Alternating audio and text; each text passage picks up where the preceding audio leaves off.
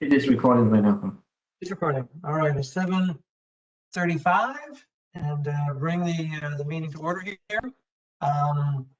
We are back to virtual meetings, at least for tonight, as everyone can see. So we'll back to our script. So good evening, fellow commissioners and the general public. My name is Mike Champness. I'm the chair of the Transportation Advisory Commission. Excuse me. Before we begin, please note that this meeting is being recorded and will be uploaded to the county website and on YouTube. To conduct this meeting wholly electronically and to effectuate both the emergency procedures authorized by new state legislation and FOIA, the Transportation Advisory Commission needs to make certain findings and determinations for the record. It is a bit cumbersome, so I ask you in advance for your patience. First, because each member of the commission is participating in this meeting from a separate location, you must verify that a quorum of members is participating and that each member's voice is clear, audible, and at an appropriate volume for all the other members. I ask that each of you pay close attention to ensure that you can hear each of your colleagues. I'm asking each commission member participating in this meeting to state your name and the location for which you are participating when I mention your name. So at large, Linda Spurling. I am here participating from my home in Clifton, Virginia. Okay, thank you. Braddock District, Kevin Morse. Burke, Virginia. Thank you. Dranesville District, that's me. I'm here. Hunterville District, Kelly Weston. I'm here in beautiful Reston, Virginia. All right, sounds good. Mason District, Roger Hoskin. Yeah. Vernon District, Pete Sitnick. Pete Sitnick, I'm here in Mount Vernon District. Okay. Lee District, Alexis Glenn. Hi, Alexis Glenn here in Alexandria. Okay, thank you, Alexis. Providence District, Jeremy Hancock, who announced, I believe, that he's not going to be able to be here this evening. Just let's check to be sure. Okay. Jeremy is not here this evening. Springfield District, Eric Thiel. Okay. And Sully District, David Skiles. Okay. And to end on a high note, Fairfax Area Disability Services Board and our Vice Chair, Mary Pauline Jones. Here from the town of Herndon. Yes, okay. So I showed 1, 2, 3, 4, 5. Whoa, 1, 2, 3, 4, 5, 6 commissioners. We have a quorum, just. So, okay. At this point, I will pass the virtual gavel to Vice Chair Jones so that I may be heard to make the requisite motions. Thank you. I accept the virtual gavel. I now recognize Commissioner Champness. Thank you. I move that we have determined that each member's voice can be adequately heard by each other member of the commission. It is so moved. You've heard the motion. Is there a second? Second, Braddock. Second by Commissioner Morris. Is there any discussion on the motion? Hearing none, all those in favor of the motion, please say aye. Aye. Aye. Any opposed? Mr. Chairman, the motion is carried unanimously. Thank you.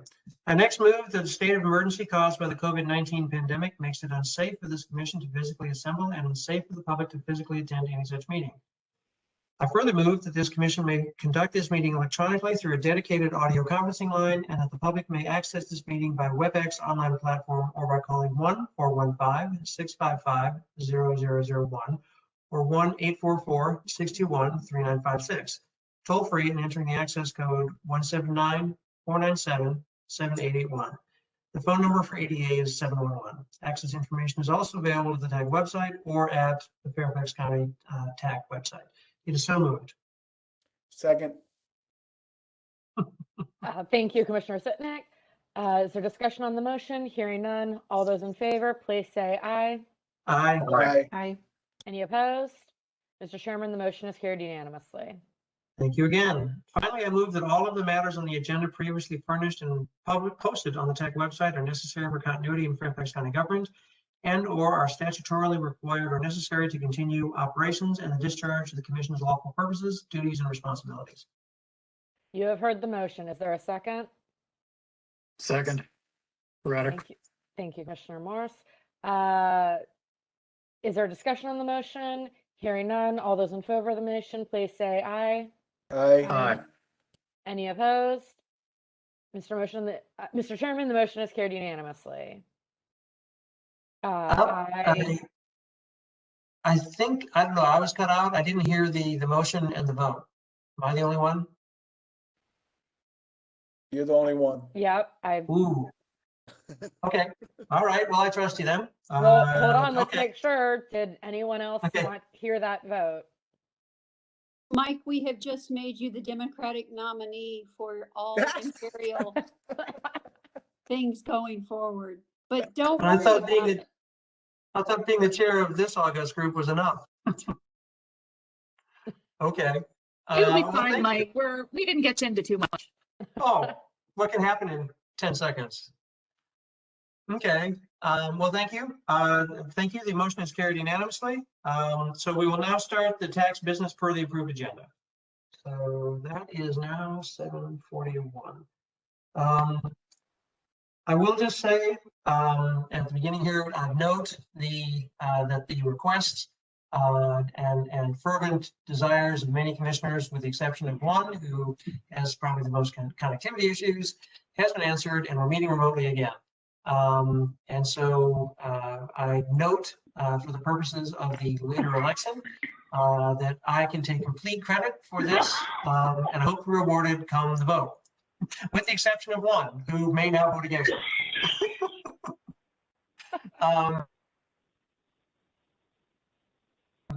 We'll talk in the end, but yes, here we are again. And so I appreciate everyone's participation. At this point, I'd like to welcome a public and guests. Obviously, Tom, thanks very much for joining us. Noel as well. We have put the active Fairfax folks to the figure and brought them back time after time after time. We are going to talk about a resolution here. Tom, we welcome them to come here. We certainly understand if they don't have to be. I know you're here. That's probably sufficient, I'm sure. But did just want to note that they're certainly welcome here if they're. I don't know if any of them are planning to come. Mr. Chairman, Yes. Lauren Del Mar actually is on the line. She is Oh. from the traffic group, so she is here in the meeting. There we go. I see her. Yes. Okay. Hello. All right. Well, it's a good thing I was polite as always. And so thank you very much for joining us. And so we've done the welcomes there. And so now I would like to entertain a motion to accept the previous meeting's minutes. They were passed out, weren't they, or were they not? I believe they were. He sent them out today, I thought. Okay, I'm sorry, I lost track because I remember seeing them last night. I couldn't remember if I saw them today. Yeah, I saw him today. Okay, fantastic. The June minutes were sent out early, like a day or two ago, and then July's minutes came just prior to this meeting. Got you. Okay.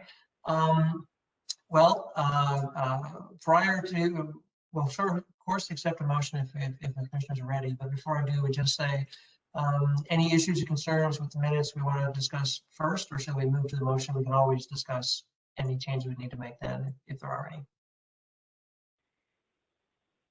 Okay. In that case, I believe we had adopted the June minutes in July, or am I? Yeah, I apologize for no, that's me. I'm mistaken. I was reading my calendar wrong. I apologize. Okay. Okay. So we were acting tonight on the July meeting minutes, which were. I'd welcome a motion, entertain a motion, please, to approve the minutes as provided. Unless nobody wants to do that. So moved. Okay. Pete Sitnick from Mount Vernon. Thank you, Commissioner Sitnick. Is there a second?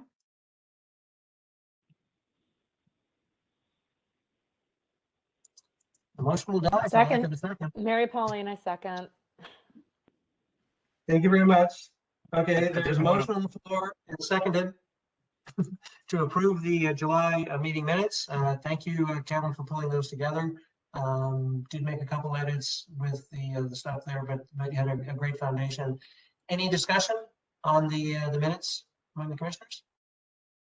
I just didn't want to move on my own minutes, but yeah, thank you for Understand. Calvin for putting them together as well, and Mike for your edits, which, as I said, must have been minor because I didn't really notice them looking at the mock-ups today. There there was a couple, but it was, as I say, it was a very solid foundation. So that was perfect. Appreciate it very much. Okay. Well, in that case, there's a motion on the table seconded to approve the minutes. I think the hearing no more discussion. Please let me call for roll. All those in favor of approving the July minutes, please say aye. Aye. All those opposed? Sorry? Okay, that was all ayes. All those, any opposed? I think you know. Okay, so they are approved by voice unanimously. Mr. Chairman, Yes. this is Tom. Before you continue, I see that Eric Thiel is in the attendees room. Calvin, can we elevate him to a participant? Yes, Like- thanks, Tom. Yes. Thank you. All right, so I think you now have Eric Thiel is Fantastic. with you, Fantastic. Mr. Chairman. Thank you so much. Yeah, Tom. I went 6 or 7 times through the other process and it failed reliably every time. Well, Noelle did mention that she had some challenge and wondered if others had, and clearly you were among them. So welcome back in. Welcome in, I should say. We'll take your comments here as proof that you're here and you can hear us and we can hear you. So we'll add you to the list there. Where are you calling in from, by the way? Fairfax Station. Commissioner Thiel? You lost? Did you guys get that? Fairfax No, I Station. didn't hear. I'm sorry. Am I the only one again? I heard him okay. Oh dear. Well, I can hear you guys, but Okay. dialing in from Fairfax Station. Okay. The thing is I'm concerned about is that's the second time now we've had some discussion that I've not been able to hear. Which means that maybe we'll be able to hear me talk, which actually might not be a bad thing. But anyway, we'll see how this goes. If somebody does have connectivity issues, try and raise a hand or something like that, or eventually, come back in and we'll be able to back up if we need to. Okay, the next item on the agenda is the election of the TAC officers for the 2021 terms. There was a motion passed at the last meeting to close the nominations. There was only one nomination for chair. That would be me. And so I feel uncomfortable calling for the motion for my own election. So if there's somebody who'd like to do that. So moved. I will call for the motion. Okay, all right, thank you. I think Eric was first, but who's to quibble? He can be the second. Okay, all right. Okay, so there's a motion and second for election of the chair. Is there any debate on the motion? Well, I had my hesitancy, but based on your commitment to a 2-hour meeting, I couldn't resist a yes vote. I don't remember making any such commitment, but I know we try. But yes, thank you, sir. Okay, well, thank you, Kevin. In that case, all those in favor of the motion, please say aye. Aye. Aye. All those opposed, please say nay. Okay, thank you very much. I'm pleased and honored to serve as our chair for the next year. The next part of the process is the nomination and election of vice chair and recording secretary. Looked at the bylaws again. It's the procedure does seem a little odd, but it's what we were provided. We did talk at the last meeting about nominations for the vice chair and recording secretary. Mary Pauline Jones and Roger Hoskin were put forward as candidates prepared to serve here this year as well. Now that I've been reelected, I'm supposed to nominate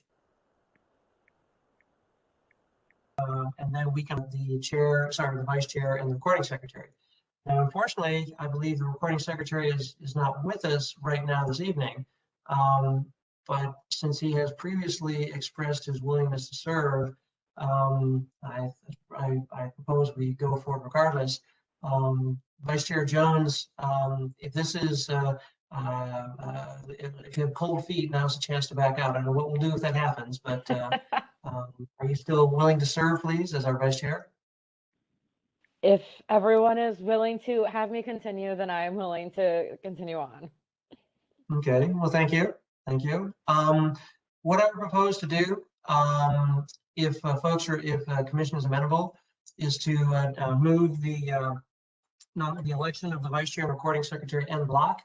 That we would vote on both together to continue their positions for the next year. So unless there are any objections, what I will do is, yes, go ahead. Mike, can I ask an awkward question? Of course you may. If we have a recording secretary with duties that are delineated in the bylaws, why do we have note takers each meeting who are not the recording secretary? This has been a recurring challenge. I just want it on the record because it is one of the duties as described in the bylaws. And if we're going to comply with bylaws, we should comply with bylaws. If they are optional guidelines, we need to treat them as such. Not being a jerk, trying to understand. No, you are not. You are not. This has definitely been brought up before. I will admit, my personal preference would be to have the recording secretary be the secretary and take the notes. However, we don't have anyone in the commission who's willing to take on that role individually. And because of that, the recording secretary becomes kind of a titular position that does not exercise the responsibilities of the secretary. If there is somebody, and don't worry, Kelly, I'm not suggesting you for this. If you wanted to, you'd be welcome to. But just because you brought it up doesn't, make it any more purposeful that you would be that person. If there is somebody on the TAC who wants to be the full-time recording secretary and actually record the minutes, that would be of immense benefit. We have a challenge putting the minutes together, all of us do. I did when I was putting the minutes together. I will admit, I'm, relieved not to have to do it, but the price is, a little more duties as the chair, and that's okay. I'm happy to do it. But if there is somebody who is willing to step up to be a full-time recording secretary, we're certainly able to do that. Now we are poised here, yes, to vote on the resumption of duties of the recording secretary. However, nothing I read in the bylaws prevents us from making a change soon if we choose to do so. If a commissioner resigns from a position, then there would need to be an election to replace them. So what it would take is one person willing to do it. I just want to make sure that everyone knows this is not a blatant grab for power to record the notes. It's just that my notes were quite brief, and some folks weren't as comfortable with brevity. And I'm certainly not saying I could do this better. I was just wondering if, how hidebound we are by the bylaws if they do set out a certain procedure that we're supposed to follow versus we're accommodating realities. So well, that's where much of the bylaws, a lot of the bylaws were things that were structures that were provided to us. Normally, the expectation is that a recording secretary in an organization does do the recording, but we've been forced to deal with the reality. Yes, we do have different approaches on the minutes. I would not. I won't discuss brevity versus depth and all this other kind of stuff. We would need somebody to step up, somebody to volunteer to do it. I don't feel comfortable. I don't think I can't assign the role. It's not my place, and commissioners are here voluntarily. And so unless there is a commissioner that wants to do it, we're kind of stuck. right. And I don't want to do anything about it with Roger not available to Yes. say his piece. Yeah. I have never quite understood that. And although it's been almost a year of me being on the commission, since we've only had one actual physical meeting, Yeah. I'm still sort of feeling my way through what's real and what's virtual. So I just wanted to put that on the record, and I'll leave it there. Yes, yes. And I will also say again, without Roger being here, that I've talked to him about the, the role there, and he certainly, understands the situation we're in, but I think that he is titularly in the role, but I think in many respects he's like the rest of us who is unable, to be a full-time, not full-time, but to be the single recording secretary. Mike, So, yes. two questions. One, what do the bylaws say if nobody volunteers to be a recording secretary? I'm gonna have the bylaws right here, but I am 90% certain without checking them that the bylaws are silent. They assume that the chair will be able to find someone to nominate. And So so is that issue? And then secondly, is Kelly offering to be the recording secretary? Because I think my brevity creates issues for people that want more words. So I am probably not the best candidate for it. I think my approach to the Roberts Rules of Order is different than what had already existed in the commission. And so I think that probably makes me not the best qualified candidate for it. Can the nomination be deferred another month then, or the vote another month, Mike? And let Can I Roger suggest, weigh in? yeah, can I suggest that we carve out an actual agenda item to discuss this in a sure, future meeting when we have more commissioners here? absolutely. Mr. Chairman? Absolutely. Yes, sorry. So I just wanted to let you all know that apparently Mr. Hoskins was having some technical issues. Kelvin is trying to work with him to get him on the meeting right now. So if you would like to defer it till he can be online, that is a possibility. Also, I do have the bylaws in front of me in case you would like me to read them off for this item. I'm happy to do either. Well, appreciate that very much. And we're all being respectful of Roger's role in this as we have the conversation. And certainly would make no determinations without his presence here. I do have the bylaws as well. Appreciate you having them. If I would appreciate if you have a look at it. I didn't see anything when I looked before that accounts for the situation Kevin describes where we can't find a volunteer. It assumes the chair can find a nominee to fill the role. Mr. Chairman, my reading, it says that following election of the chairperson, that chairperson shall nominate the candidates. After nomination, each candidate shall be polled on his or her willingness and ability to serve. The vice chairperson and the secretary shall then be elected from among the willing nominees in accordance with the voting provisions. So those are the requirements per the bylaws. Gotcha. And the way things are now, and I want to be careful because this can't help but sound like I'm speaking for Roger, and I'm certainly not. But the way things have been working, just looking at our history here, have not found somebody willing to serve if the recording secretary role includes doing the minutes every meeting.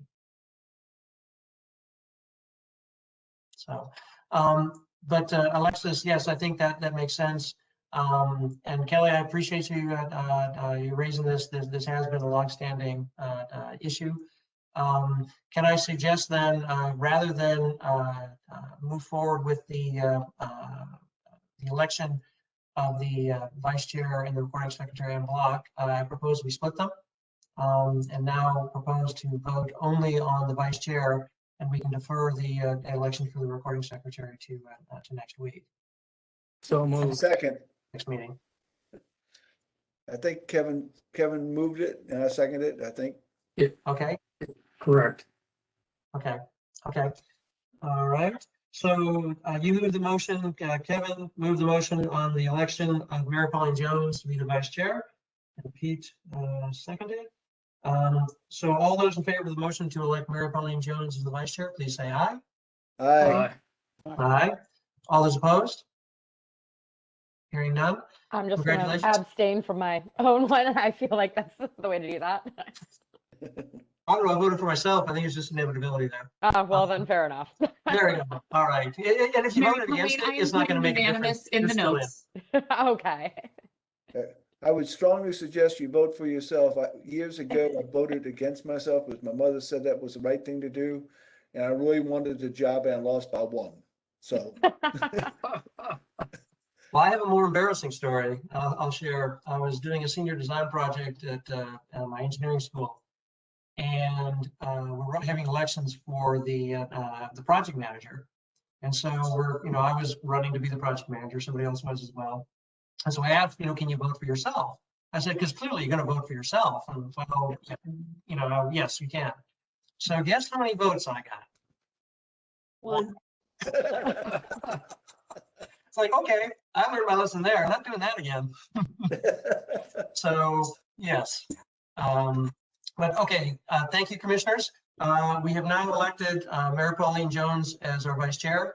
And what we'll do with the consensus of the commission is to defer the election of the recording secretary to the next meeting. When Roger is able to join us, we'll talk later about the situation a little bit.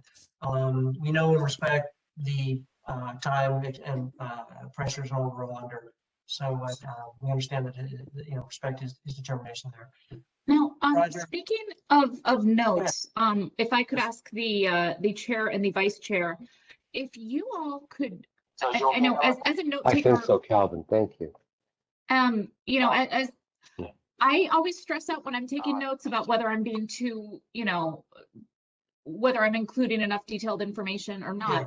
And it sounds like I'm not the only one. Would you all be able to provide us of an example of what the ideal length of notes for a meeting would be? Okay. I mean, it doesn't have to necessarily be from this meeting, but just something that we can use as guidelines for how in-depth you expect, not just you, but, it is expected that county commission notes be. I think that would be very helpful moving forward. Okay. Absolutely can do that.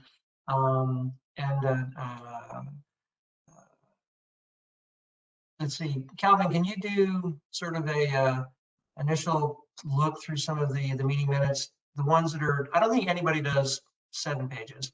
Mine have been a little longer in the past. And maybe all due respect to Commissioner Westenhoff, maybe the ones that are a half page or so, maybe not that one. But have a look and see, just pull a few out, Calvin, that appear to be good, and send it to Mary Pauline and I, and we'll have a look.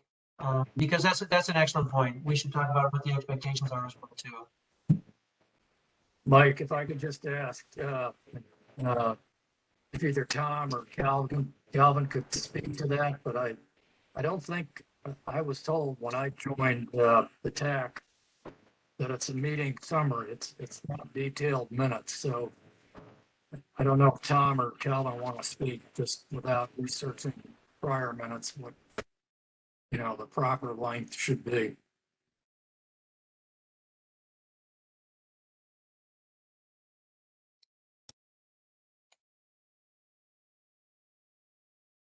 I'm sorry, I was working with Roger on the getting him on the meeting, and he's on right now. And I missed the entire discussion. Calvin, Mr. Chairman, I'm not sure if Tom is here right now, but I can try to answer Mr. Morse's question. Okay. I'm not sure if there's an exact definition of what the notes would look like, but we can do, as you mentioned, we can go through them over the past couple of years and try to find a good medium for you all to take a look at, if that would work, and then you can base your decision on that. Would that be helpful? Yes, it would be helpful to have some examples. And I remember some minutes that seem to be pretty good. I mean, one of the tools that I used with the briefing slides is reference the briefing slides and make a couple of notes about some of the major points. Recognize that we don't have a lot of folks looking over our shoulder, but this is the historical record. Yes, we're required to do it, but also it does describe what we do. So as an absolute minimum, and Kevin, I'm sure you're thinking of this, the votes and what happened there and motions and things like that. But we would like to have a little bit more description. In fact, I did add one point into your notes, Kevin, about one of the points admittedly that I had made, but I thought that was, helped in the perspective of what the conversation was about. So, let's look at the minutes, what kind of a good balance might be, and make these less onerous. Mr. Chairman, I am here. Yes, sir. I've been working with a citizen to try and get him Oh, online. sure. Oh, So okay. if you want to repeat the question. Kevin had the question? Yeah, that what I'd asked Tom was that if that either you or Calvin or Noel could speak to the suggested length of the minutes. When I joined the TAC, I was told it was a meeting summary, it's not minutes. So my concern is that, the commission's getting a little overwrought over the quality of the minutes. I wondered if you could speak to how extensive you feel that they should be. It is a meeting summary. It is primarily the summary of any actions that you take. So if you voted on the minutes and it was unanimous, you can say, the minutes of the July meeting were approved unanimously. If it wasn't unanimous, you can say that, the vote was 5-2 and here's how it broke down. You can say that you received a presentation on the active Fairfax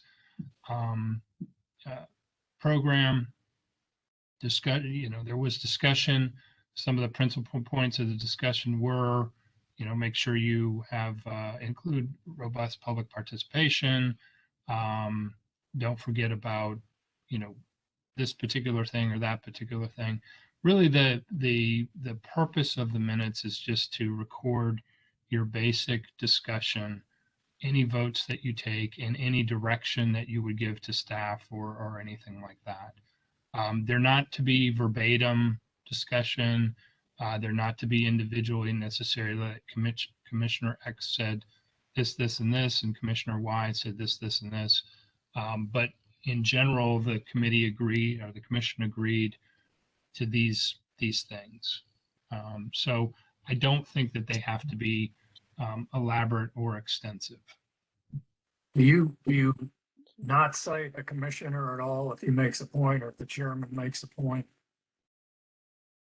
I don't think it's important necessarily to say that Commissioner X said X or Y, whatever the commissioner may have said, unless it's critical to the discussion. For example, at the last meeting,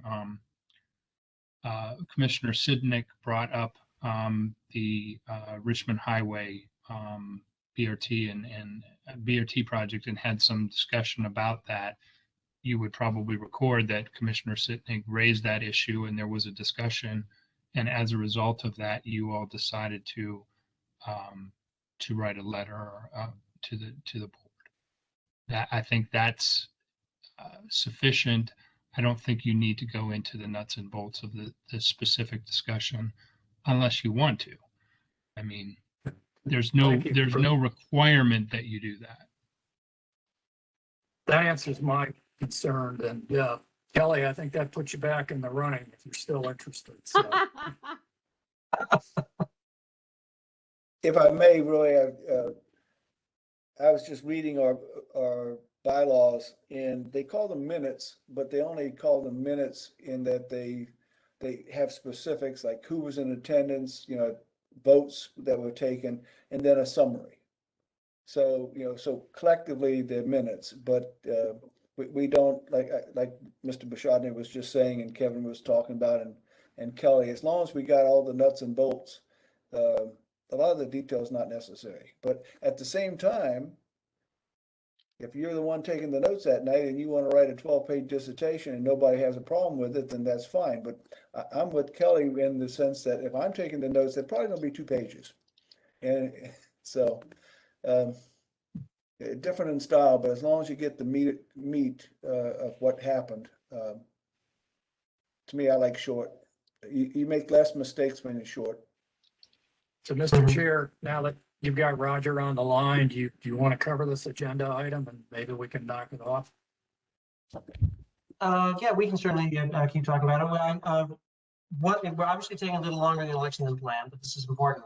But I will point out that the bike safety education topic, Commissioner Westenhoff sort of wants to pull it back. We'll talk about it very briefly, but that will not be anywhere near the conversation that had, at first envisioned. So we'll get some time back here later in the evening. Roger, the issue that came up here during the election of officers was whether the recording secretary position should actually be required to record the minutes. And yes, it is in the bylaws, Roger. I know we've talked about that. And as I pointed out, none of the commissioners have been willing or able to take on that role full time. And neither was Commissioner Westenhoff, in part because, as she said, might be a little too brief for our taste, perhaps. But what we're doing right now is talking about what our expectations of the minutes are. And I've acknowledged here, and when we talked about it, when we talked about it, I said to you as well too that we prefer to have the recording secretary do the minutes all the time, but recognize that that's not something that any commissioner has been willing to do.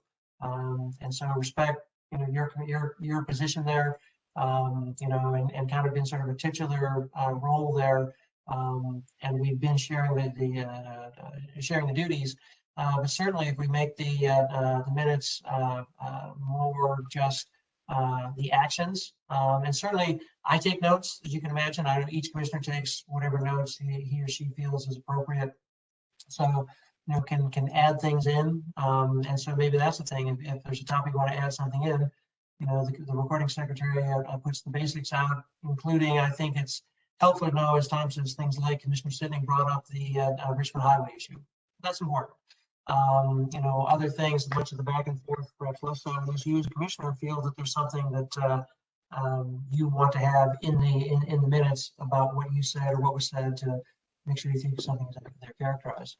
So Roger, what we're planning to do here, out of respect for your position and also to think about this a bit, is we have re-elected Mary Pauline Jones as the vice chair. We're planning to defer the re-election of the recording secretary to next month, so we can work through whether you or somebody would want to do this full time, or whether we come back to where we're at.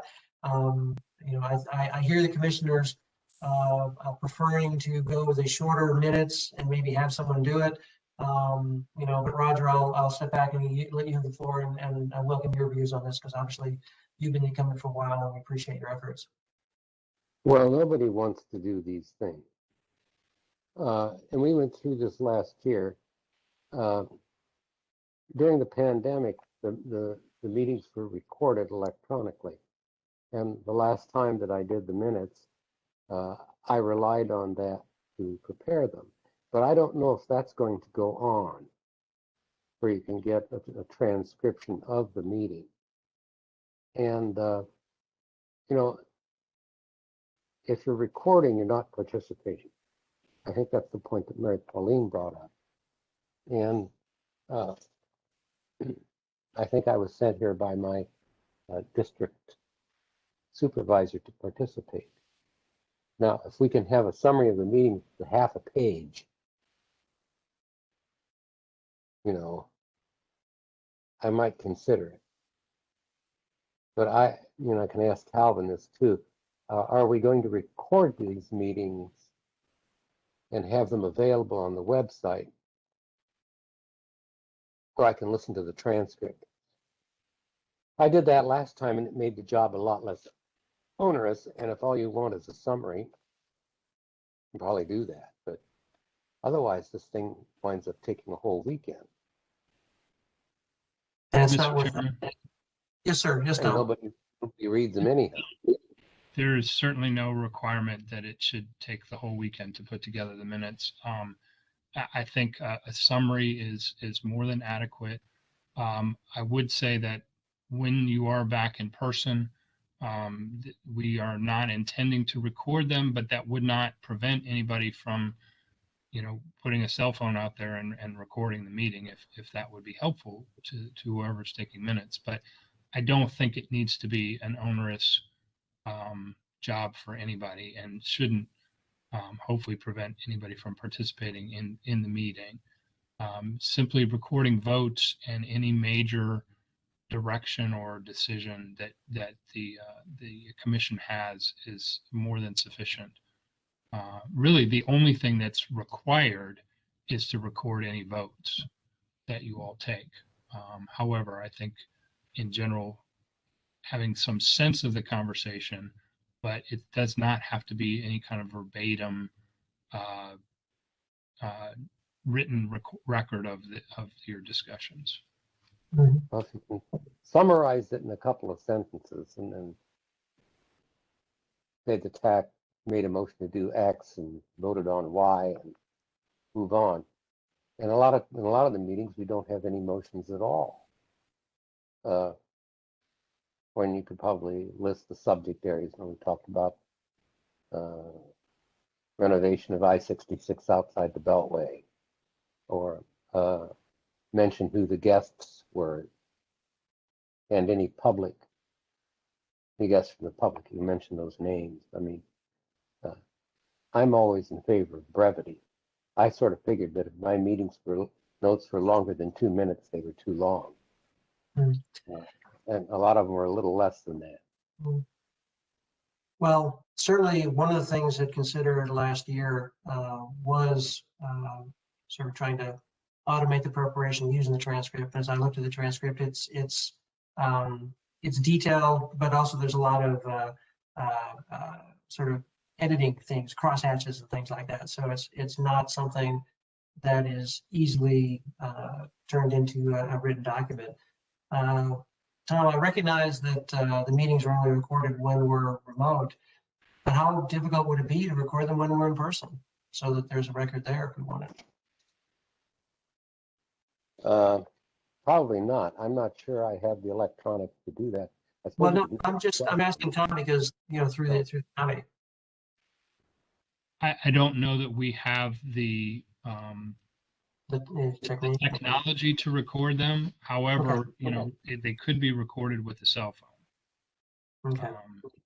Cell phones have gotten better. Yeah. We do have better technology in the conference room, but we don't have any provisions for recording through the technology. Question, when we have meetings, sorry, go ahead, Kevin.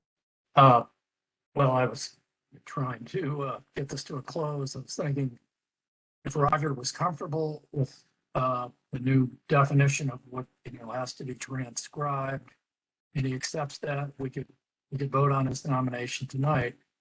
If he's hesitant, we can just go ahead and defer this to next month, and maybe he and Kelly could have a private conversation in case she's interested in taking it over. And then finally, if somebody does take it over full time, we probably still have to have a provision for a backup if that person's not there, which would probably be the rotating system again. Well, if Kelly's interested in this job, I'd be just as willing to let her have it. No.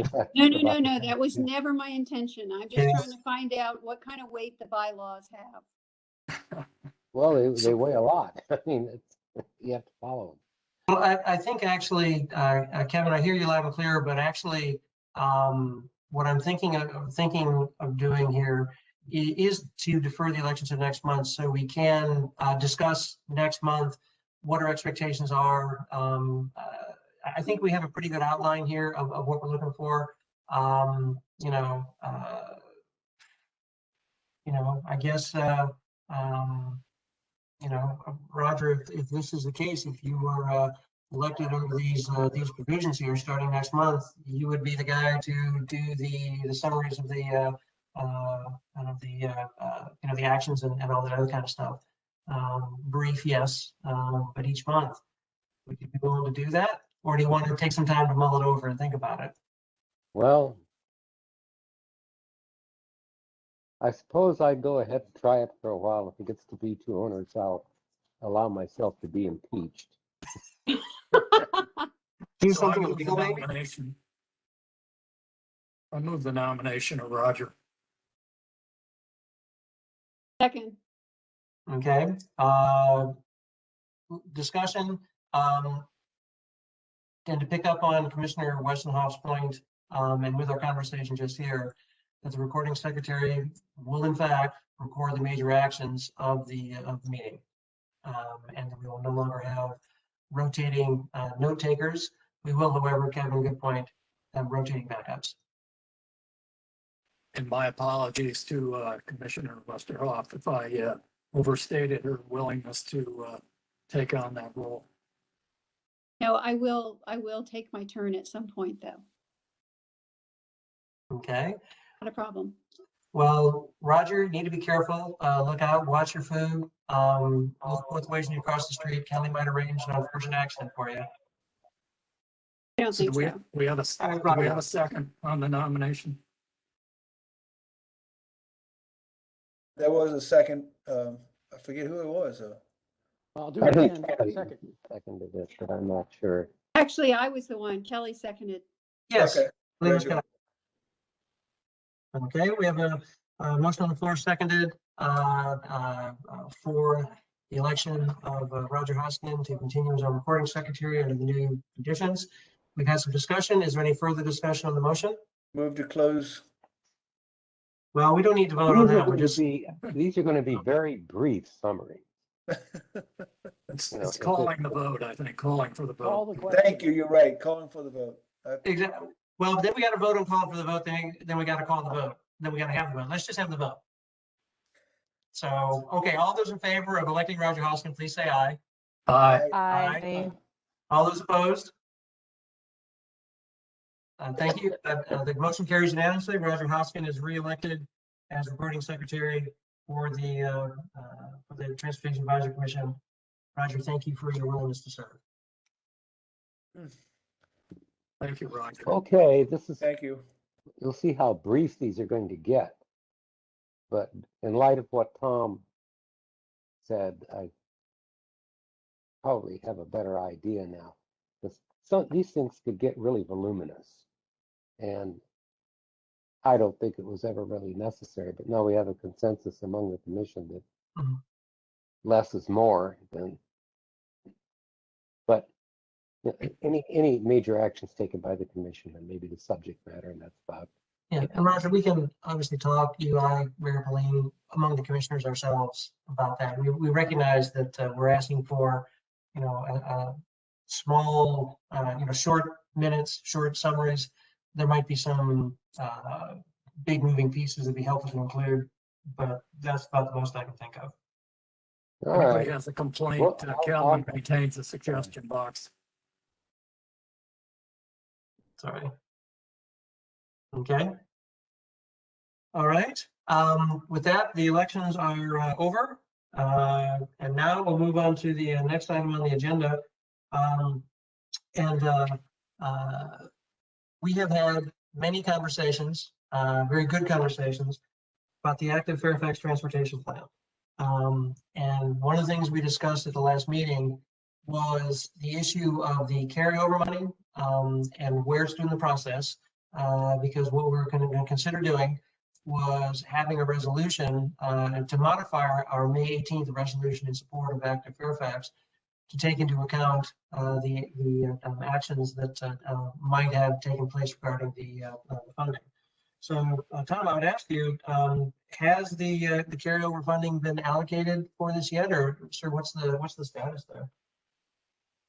So, Mr. Chairman, the Board of Supervisors on the 27th of July did advertise the carryover budget. That budget did include $450,000 for phase 2 of the active Fairfax plan, and they will have a public hearing on that on September 14th. Following the public hearing on the carryover package as a whole, so it's part of a larger package, they will vote on the package. So we'll know on the 14th whether or not that money has been approved, but it is included in the package. Okay. So the county executive has moved that forward to the board for their consideration. Okay, well, that's certainly good news. I think the issue we might have here is whether the commission would like to weigh in support of, I guess, is it maintaining the active Fairfax phase 2 in the carryover package? Is that the action we would need to ask? What will happen on the 14th? Will they break it into pieces, or will they approve the whole carryover package, sir? I mean, typically they could make an amendment to add something or delete something based on the testimony. But I think since it's already in the package and what it sounds like you all are interested in supporting it, I think if you were to communicate with the board, you would want to let them know that you support their approving that request from the county executive. Okay. Okay. Let me ask commissioners, is there interest in modifying our motion of May 18th, which I will say there was a bureaucratic mix-up. It was never delivered to the board, so the board has not seen that resolution. So if we were to pass another one here, it would not be us contacting the board in short succession on one issue. It would be the first time they've heard from us on. Yes. Oh, it looked like you're about to say something. Maybe I got that wrong. No, I was unplugging my phone. Okay. All right. Commissioner Sitnick, Pete. I think we've been playing with this for a long time and we've wanted to show our support. And so I think it'd be just prudent to go ahead and modify it so that it fits today's message and say we support Active Fairfax. So that would be my motion. Okay. Well, what I was considering doing here, and I did not send out a copy of the May 18th resolution. I do apologize for that. I'm looking at it now. It lays a lot of groundwork for things that we talked about previously. Perhaps the thing to do is just add a final resolution bullet. Right now, we have the way the resolution ends.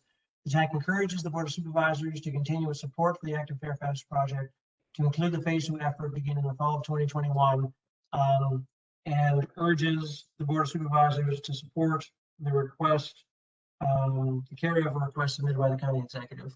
Oh, thank you.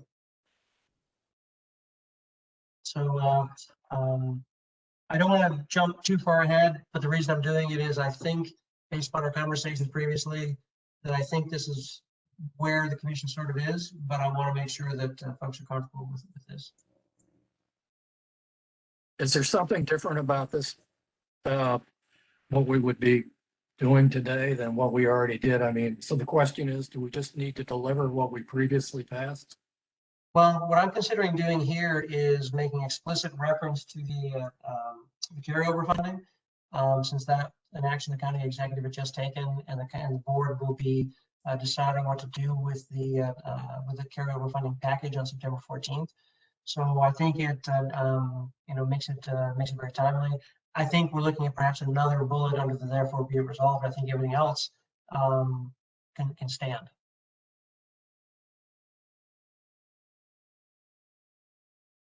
So do we just say we're amending the previous resolution?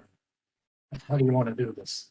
Well, because the resolution was not delivered and would like to be able to have a complete resolution delivered to the board, what I would propose is we pass another resolution that looks just like this, except we add a fourth bullet under the resolved, and if it's adopted, change the adoption description underneath the resolution there. And I would also, per the procedures I found out later from the board, I would not describe the vote of how it was passed. I would just say it was passed, which is what we did with the Route 1 initiative. And is usually the way that I've seen the board. Yeah, just to clarify, that's in the resolution, it's passed. And then if anybody votes against it, that's reflected in the minutes. Exactly. Yeah. Okay. Which we just talked about. I'm good with that. Okay. I'll tell you what, I did not have the opportunity to write the fourth bullet here, so a little bit like the Route 1 initiative there. So I think fall 2021, and actually, the TAC supports the carryover. Tom, is it a carryover reprogramming request? What kind of language should we use here to make sure we're accurately describing it, sir?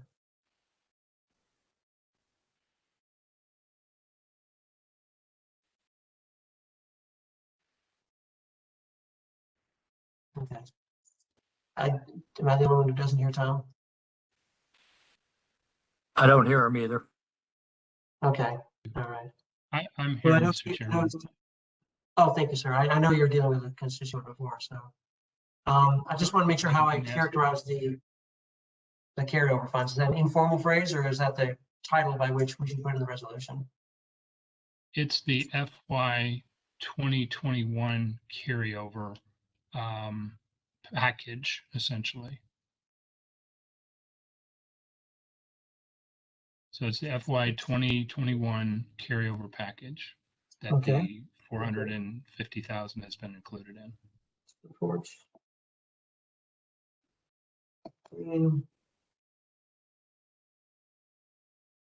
Phase 2 in the FY. Okay. Here's what I'm suggesting for the addition to the third bullet there. The TAC encourages the Board of Supervisors to continue with support for the active Fairfax project, include the phase 2 effort beginning in the fall of 2021, and supports including the active the phase 2 effort in the FY 2021 carryover package. I would say something to the effect, supports the board's approval of the phase 2 funding in the amount of $450,000 that is included in the FY 2021 carryover package. Okay, supports approval of $450K for phase 2 effort included in FY 2021 carryover package. Okay, so, and actually what I'm thinking now is that this gets a little bit longer. I'll probably have a fourth bullet just to so it doesn't get to be sort of a run-on. And the fourth bullet will be the TAC supports the board, or actually the TAC urges the board to approve the 450K for phase 2 effort included in the FY 2021 carryover package. That's correct.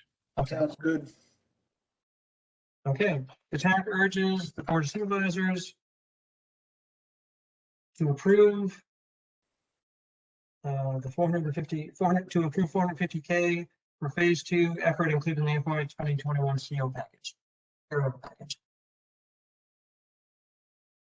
Mr. Chair, I don't think it's a federal crime if you have to make a technical correction after the vote, so I wouldn't.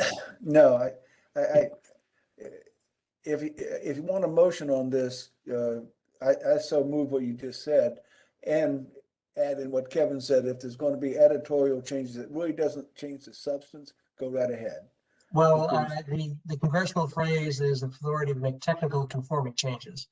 Yes. So I appreciate the authority there from the commission to do that. Yes. Okay. I'll second the motion. Okay. So, all right. Is there a second on the motion? I just There's a second. Is there discussion on the motion? And I will just say, appreciate Lauren being here. The right direction there. Lauren, I know that you're not going to tell us to not pass the resolution would be inappropriate for you to do so. I know you wouldn't believe with that, but I would like you the opportunity to say something if you like before we pass the motion. Nothing to say. Thank you all for your support. Very welcome.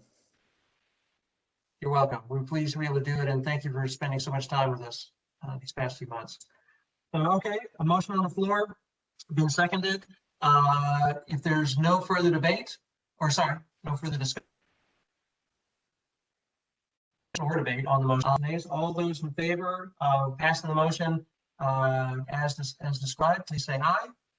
Aye. Aye. All those opposed, please say nay. Motion passes unanimously by voice vote. So, and I will write this up and appreciate the ability and the authority from the commission to make technical conforming changes. And so then we'll forward it over to Calvin for submission to the board. Yes, Calvin. Just to make you aware, you know, for whatever reason tonight, I think there are broadband issues or something. Occasionally you cut out, your voice does not sync with the video. So, you know, if anybody can't hear anything, feel free to speak up, because I see people are cutting out at different times. And maybe that's why Tom has had difficulty getting other members in here tonight. Thank you, It has Kevin. happened with I was you, having the same problem, and I was wondering if it was just me or if it was something on Mike's end or what was going on. No, Mike cut out on me, but Yeah, me too. Okay. yeah. It's nice to know it's not mine. It's not just you. And you know, we've been blessed with fantastic capability this past year or so. Kind of gotten used to it here, and now we've got a little bit of a challenge. And so yes, I think it's affected all of us. So, you know, as Kevin says, please, if any commissioners miss something, you want to go back, just let us know, and we'll back up if we need to. Okay, well, fantastic. We have passed the adopted amended resolution there. I'll go ahead and write that up. Next topic on the agenda is the bike safety issue, and I will give a bit of an introduction. Kelly reached out just as I was putting the finishing touches on the agenda. She asked at the time, can we go on the agenda? Happy to do that. Now, upon further reflection, I won't say regrets it, but I felt that it was not necessarily ripe for discussion. So what I was going to ask Commissioner Westmouth to do is just describe a little bit about what's going on. It could be a topic that we raise at a future TAC meeting, but certainly we don't want to do anything prematurely. And Kelly, appreciate you bringing it to our attention, and you know, both potentially as agenda item and something for us to watch. So Kelly, I'll turn it over to you to discuss this and tell us a bit about what you're thinking here. Well, I'm a firm believer that brevity is the soul of wit. So I'm going to keep it very brief. It's really premature for us to bring it. It's Commissioner Glenn and I have been working on this issue, and we want to wrap it in with active transportation and have a chance to talk to Nicole Winans, but she is out of the office till Monday, and there are some other plans and programs moving forward within Fairfax County that we want to make sure that the ideas we have to bring bike education across the community are consistent with the plans that are good for the county as a whole. So although we're very excited about it, I think it's just premature to move forward with it. So I really don't want to say much more about it at this point, unless there are specific questions other commissioners have that we can answer. But thanks for allowing me to table it until it's ready. Of course, of course. Any other commissioners? Alexis, perhaps? Any comments here? Again, I know we don't want to give into too much detail, but certainly want to give you the opportunity if you'd like to. No, I don't have any additional comments right now. Thanks. Yeah. Okay. Well, certainly, if the person behind the activity feels it's not ready, we certainly respect that. But Kelly, what I really appreciated about this, in addition to bringing it to us, which I really encourage and thank you for that, what I really appreciate is the groundwork you're laying, and the reason you decided to delay here. And this will lead into our discussion a bit about the, the TAC 2021-2022 work plan, is doing our homework, understanding what's really going on, understanding where there are problems, where there might not be problems, and then being able to focus our attention on the 1 or 2 or 3 things, whatever it may be, where TAC involvement can make a difference, where something might be overlooked, or where something is should be celebrated and emphasized. So can't thank you enough for doing this and laying this groundwork. I'm confident that after having done more research and talked to the folks in the FCDOT staff and whoever else you need to, that whatever you bring to us will be well thought out and in a state that we can act on it. So look forward to doing that when the time comes, and again appreciate you taking all that effort. My pleasure. Okay. All right. Well, there's the bike safety education. We are now, for the first time, that I can recall, certainly since I've been chair, ahead of schedule substantially. And the last topic we've got here on the agenda is not something I wanted to get into in deep detail, but I did want to lay the groundwork a little bit more, and that is our work plan. And so, Calvin, if you could please bring up the document that I've handed out, please. Yeah, sure. Give me a second, please. Okay, appreciate it. The highlighting on that document from you, Mike, What's that, sorry? the highlighting on the document that Cal Yes, is bringing up. it up is. here, It is. I'm going to explain it.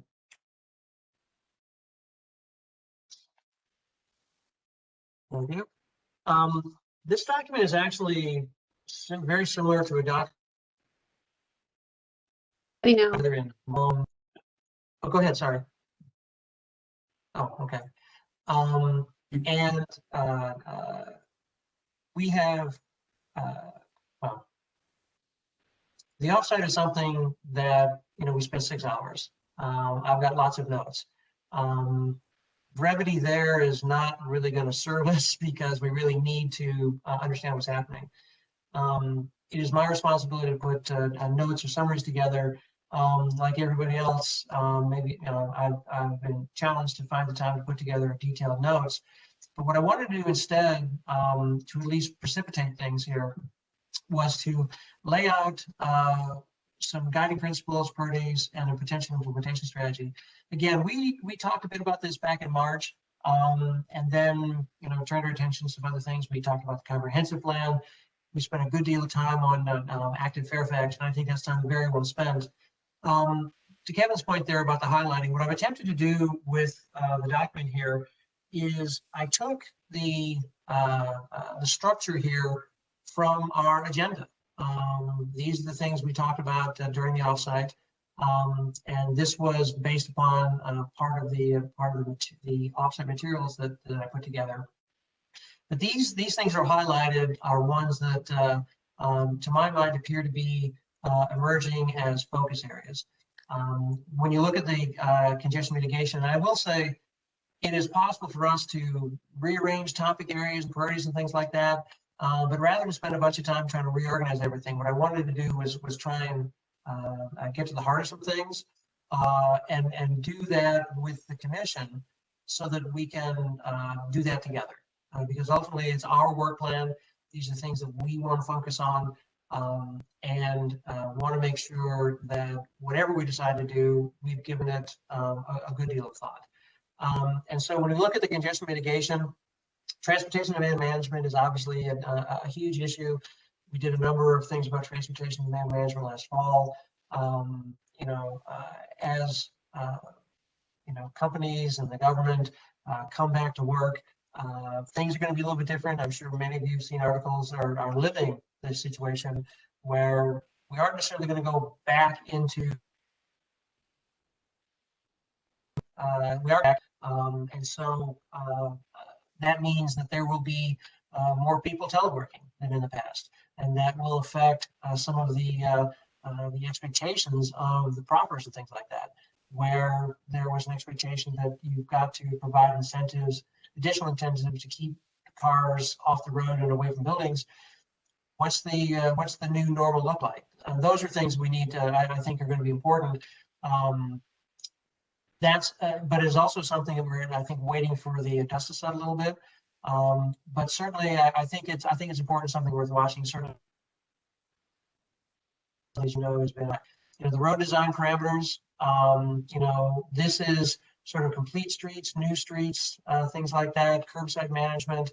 And I'll credit Roger again on talking about some of the definition there of roads versus streets. But looking at what streets should look like and recognizing, back to our guiding principles, that we're both trying to apply holistic approaches, but also we're looking to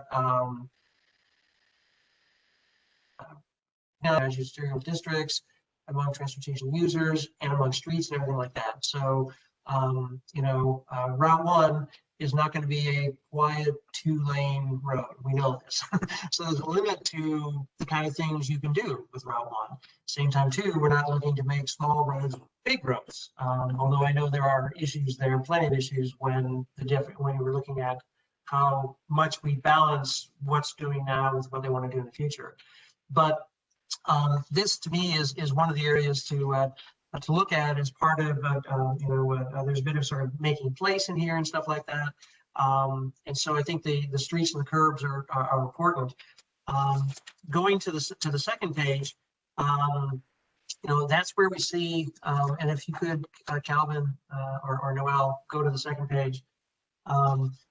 At the bottom of it, actually, bottom of page 1 is trails, sidewalks, and bikeways. That's the active Fairfax. Pedestrian bike safety, street lights, progress toward Division 0, and the toward zero deaths, which actually I believe is what the county is using as the toward zero deaths. Bike safety education, things that Commissioner Westhoff was just looking at. There was enforcement issues that came up, but basically to that I think is an area that we've already given a lot of attention, that the board itself has given a lot of attention. Mr. Alcorn is very interested. Shamali, his aide, not surprisingly, is also very interested in this issue here, streetlights and things like that. And so to me, those things are tools we might use or areas to focus on, because ultimately we're going to need to look at various places in the county. Yes, we sort of look countywide, but we can't look all across the county at once. We have to sort of focus on certain things. We have to dive in a little bit, as we did in Route 1 here. And so what I'm sort of envisioning here is a little bit sort of a cross-cutting thing where we've got sort of focus areas on one side and locations on the other, and what's happening in each area, and where do we look first? Where do we look next? Those are things we would take to the Board of Supervisors to tell them, this is the kinds of things we think we ought to be looking at. These are the places maybe we think we ought to be looking at them. And here's some of the things we want to bring to them as we go forward. That's still pretty notional. I hope it sort of gets us started. But that is something that I think is something we can lay out to the board here come later this year as we present our work plan to them. The last thing I'll mention on this page is the comprehensive plan. And Jeff Herman, Mike Garcia were kind enough, and I really appreciated it. When they came and briefed the comprehensive plan, they actually mapped to the TAC focus areas, and I've added that to the paper here. This is exactly what they gave us, although the one adjustment I did make, and I actually conferred with Jeff about this, is added the comprehensive plan as a connection in the trails and sidewalks because of the active Fairfax connection. And Jeff never meant for that mapping to be cast in stone. These are the only connections. These are just notional things, and that's kind of where we're at. But the idea, again, is where in the comprehensive plan should we look to try and execute policy recommendations that would advance the things we're looking to do? Because the other piece of this, of course, strategies and policies, what plans do we want to influence? What recommendations do we want to make? And so that's where the rubber hits the road. when we make recommendations either to FCDOT as they're putting plans together, as like the conversation we had with the comprehensive plan, or to the Board of Supervisors, particularly as is often the case, expressing their support for things that that FCDOT has seen them, and we've had the opportunity to make inputs and shape them there. The partnerships is also a tool. That is techniques we can use as we get our sea legs about where we want to focus and things like that. But it certainly lets the board know and reminds ourselves that we need to be part of a group doing this. We talked about it. We have had some folks come in. I've always wanted to do a little bit more routine engagement here or regularized engagement. See how that works. But there's that is prominent in the plan, trying to reach out to do that. When you get to the implementation strategy, this is very small, and this ultimately will become. If you could scroll down just a little bit, please, Calvin. This is ultimately the kinds of things we would write about. Do we want to target activity centers for economic development strategy and equity priorities? We've talked about it. This is not new to us, but there's a difference between talking about it and thinking about it and saying to the board, that's what we plan to do. And so what I'd like to be able to talk about in September is a bit more specificity about the kind of steps we want to take. And one of the things we do after we do that is reach out to the transportation aides for the Board of Supervisors. That might be an October meeting to take what we've done in September and discuss it with them, in October. Now, I wanted to table this here, and I wanted to have a bit of a conversation about this. I'm always disappointed when a commissioner can't make it, but particularly with Jeremy this time, because I know this is something he's been very keenly interested and involved in. Not that we all haven't been, but Jeremy, as you know, has been very focused and often brings up. So, my phrase, where's the beef? What are the actions we're going to take? And so I think that moves us in that direction. But I wanted to, again, solicit commissioners' views right now. Let's talk about it a little bit, please. And then also to warm up that I'd like to be able to get into this in more depth here in September. So with that, I will cease the introduction and open the floor for discussion. Well, I think one of the things that you've used the nomenclature, Mike, streets and roads, and that comes from Charles Marone's book, Strong Towns. And I think Rachel is very familiar with that. I can tell by the way she speaks. And I don't know if Tom is either. He might be. And I have read this, and there's some things in there that are exciting, and there's other things here I'm not sure will work. But in addition to streets and roads, he refers to what he calls stroads. And I think when you look around there, it's something that's neither a street nor a road. It's the worst of all possible worlds. And I think here in Fairfax County, we probably have more stroads than anything else. And I'm not sure if there's anything we can do, how much we can change that, maybe some, or maybe we don't want to. When he's talking about building prosperity from the ground up, which is kind of interesting. He's an engineer, but he says, and here's what happens. A developer comes in, he's going to put in a housing development, and he offers to build the streets, the county spec, and he puts them in, drains, everything. Ta-da, great. Then turns it over to the authorities, which in Virginia would be VDOT. Wonderful, we think. But then the maintenance costs on these streets piles up and piles up and piles up. And then in our case, the state is required to maintain this. One of the advantages, for example, of gated communities, you may kind of snub your nose at them, is that state maintenance ends at the gate. And those people don't know it yet, but if they live inside a gated community, the streets in there are entirely their responsibility. And this is all fine and dandy for about 20 years. And then they have to repave it. or they have to do stormwater work on it. And that comes out of their pocket.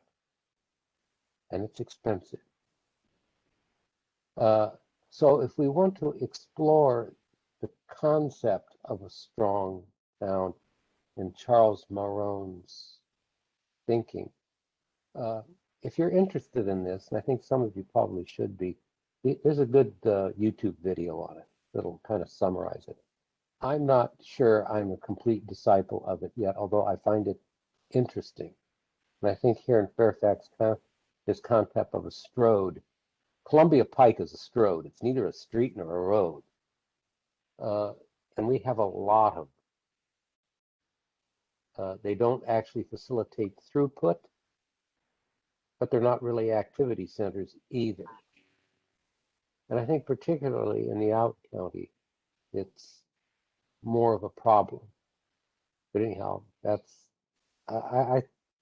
it might help us to scratch this one a little bit deeper.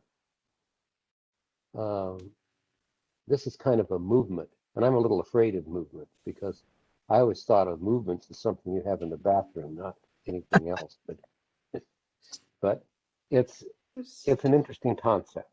Yes, yes. Roger, before that deteriorates any further, let me just point out that you don't have to be in a gated community for the private roads. My own condominium, Old Landing Way, First Landing Way, those are private streets that we'll have to repave, and that's why the state of Virginia, the Commonwealth, requires reserve studies. So these communities that do have private streets put away enough money to cover those contingencies. But it's much more prevalent than just gated communities. Okay, but then Kevin, in your case, in your condominium, they have to maintain a reserve for road maintenance and presumably for street cleaning during storms or whatnot. Is this a requirement? Maybe Tom knows about that. We didn't have to spend the $900 on street cleaning we got enough rain that by the time our contractor was ready to do it, it washed away most of the sand from the snow season. But yes, we have to do those things. Okay. I didn't know that. That's good. I'm glad to know that. I mean, if we could, I think one of the issues here is diving into the issues identified, and we will need to do that. And Roger, appreciate your insights about Stroge there. It does sound interesting.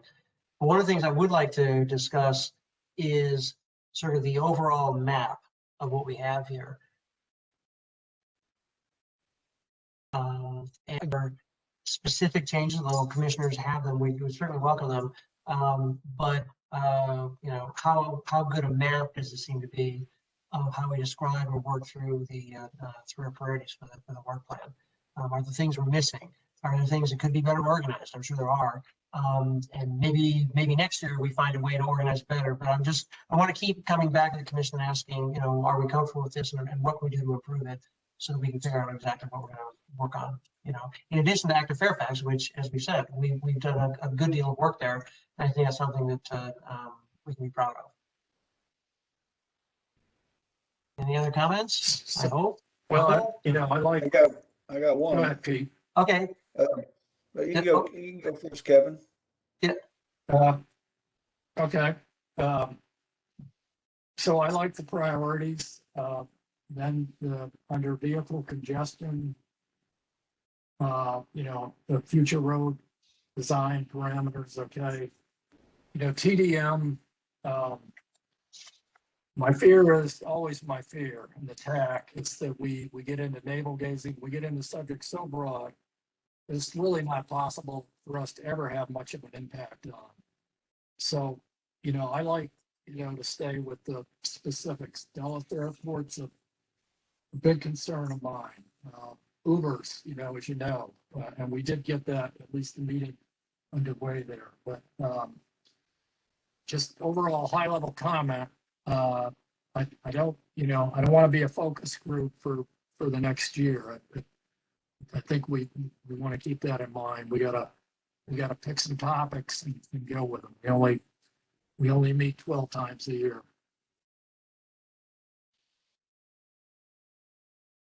Copy. Copy. Pete? No, I like the yellow. I think you go onto something with the yellow. I'd like to suggest, frankly, that the very first one under vehicle congestion, transit-oriented development, and making place actually should be one of the priorities. Because in my neck of the woods anyway, in the Huntington area, in places along Richmond Highway, that's something we're striving for big time. So that, et cetera, if you get rid of that and put Huntington and Richmond Highway, I'd appreciate it. And let's see, on the second page, partnerships. I don't know if anybody else has to deal with it, but in Mount Vernon, we have to deal with the National Park Service also. Okay. And I don't know if you want the Federal Highway Administration in our mix, but it might be worth at least putting it on the list. Because some of our problems, again, back to Richmond Highway, some of the backing up right at south of Alexandria really has nothing to do with the road that we have. It has to do with the bridge. So, and so that's a big issue there. And I don't know where it will fit in, but I know I brought this up before, but maybe with our work with VDOT, having us talk about them not using level of service on every road. Superhighways and all, level of service seems to really work because you're just flowing vehicles, but in neighborhoods, it doesn't really make that much sense. So I don't know where it fits in, but I'd like for us to at least touch on level of service. If I could, Pete, I want to pick up on that because that's an excellent point. I would think as part of future road design parameters. I think, to me, it's related a bit to revise the 85% solution criteria. I know, Alexis, you provided some information about that a while ago. I think that's where I got the idea from. But we absolutely can put LOS, I'll say exemptions, on there as something that we want to look at for a street, possible release for street design. Yeah, and I would agree it will fit there. It might fit other places too, but no, just a couple of suggestions. And otherwise, I really think we're getting a pretty good list here. Okay. The balance obviously is being focused enough to identify it, but then we also want to make sure we're connected and everything too. So we'll have to balance all that. Yes. So, thank you. Okay. Well, that's helpful, Pete. I really appreciate it. Other comments, perhaps?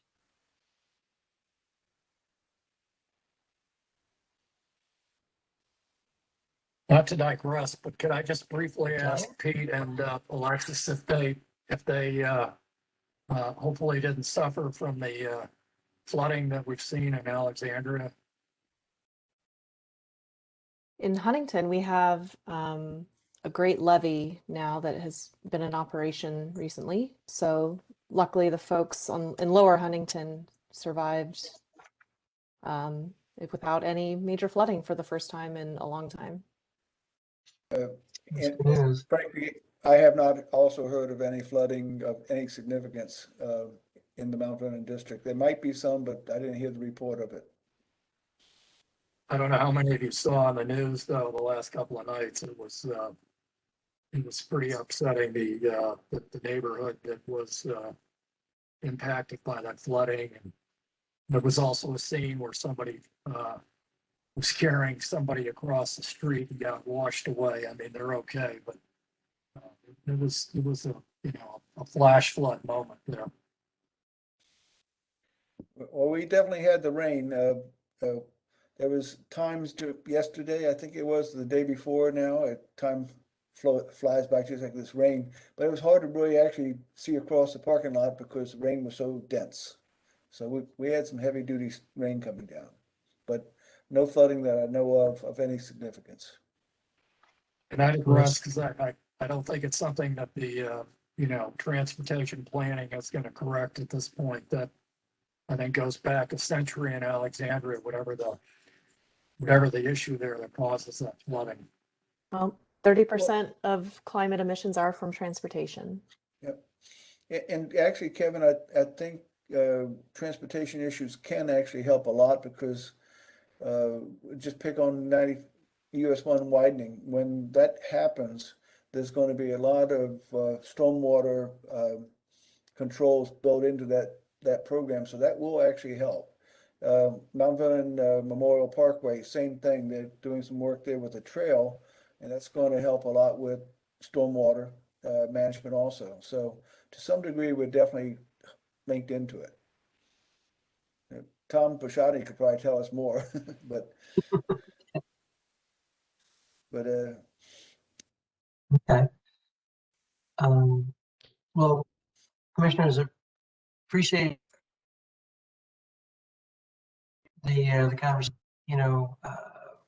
We will, come back to this. Kevin, take your point about not just becoming a focus group. I've not wanted to spend too much time coming back to the plan for that reason, the work plan. But also, again, we had some work to do with the active Fairfax plan. So as you can see, we are diving in and executing one of our priorities. So I think that's good on us for doing that. The one thing I will also say here, as we leave this section,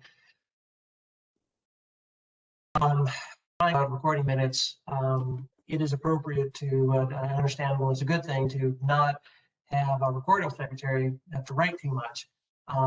But as we put the work plan together, there will be more writing required. I'm willing and looking forward to doing much of it, but there'll be pieces that I know I'll need help. We'll need help. So at some point, we'll be asking folks to pick up a pen or hop on a keyboard, I guess is probably more likely, to put some pieces together there as we go forward. We'll figure out how that works. But this is something we do need to write down, and it does need to tell a story. Not to be too long a story, I just want to, let folks know that there's a communication piece there that's going to be a challenge for us. Okay. I tell you what, with that, I would say unless there's any further discussion on the work plan, let's move on to the next topic on the agenda, and that is public comment period. Are there any members of the public here that would like to speak? Tom, are you trying to bring a member of the public in perhaps, or is there someone who has joined us?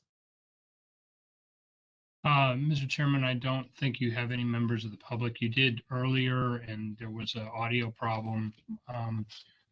The individual has moved on, though, so you don't have anybody right now. Oh, dear. We did test the audio, and we're able to get in by phone and hear, but there have been some challenges tonight, unfortunately. Yes, it's odd because, like I say, it's worked so well in the past. It's really, really unfortunate and surprising.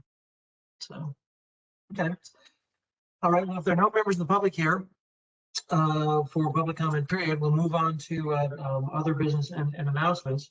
And actually, segueing from the work plan for the September agenda, we will some plans for the TAC work plan here in September. Also, this is going to be a short topic of conversation because we'll probably want to have a committee for this. Our TAC award. We bestowed it upon the Mosaic group in 2020. One thing left to do is actually figure out when we can actually give them the award, as well as Jeff's his Lifetime Achievement Award. But also, we'll want to talk about how we identify the next in the past, and we'll save that to a next meeting's discussion there. Back up, Mike, please. You cut out. Sorry, I was just going to say is that I want to talk about the process for the TAC award and put together a committee for the TAC award at the next meeting. It should not be too long a conversation. So as of right now, we don't have a too big an agenda for September. I'll be looking for topic areas to discuss, particularly as I put together the work plan discussion. If there's something a commissioner has now they'd like to suggest, certainly we can consider it. One thing I know that had come up in a conversation with somebody is maybe WMATA, what they're doing to let the public feel comfortable about getting on buses. We could, do something like that. Not that it's a directly rest, or actually the connector would probably be a place for us to start. But I would open it up if there are some thoughts right now folks have about possible September topics. I see Kevin, I see you've got your hand up. Yeah, it doesn't have to necessarily be next month, and I haven't had a chance to review it, but we were done something on the Montgomery County streets as being an even better example than what we have in Fairfax County or the Commonwealth. Mhm. So is that something that merits, putting on the agenda at some point as we work through Active Fairfax? Complete It might be. streets. Kevin, what I would ask, and we're breaking in and out here. I heard you and then I didn't, but now I did again. If you could perhaps do a little bit of research there and see what you think. You and I can huddle up, since 2 commissioners can talk, 3 can't, about what you think about that and whether it's worthy to put on the agenda or not. Because certainly, if there are lessons learned, we'd like to include them. Maybe it's a document, or maybe it does need merit discussion. I'm certainly open to it. Do you hear that?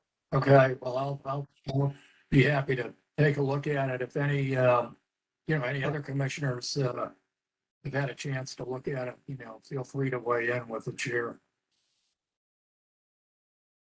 Okay. I do remember, I think it was last meeting, we talked about that a little bit, if I'm not mistaken.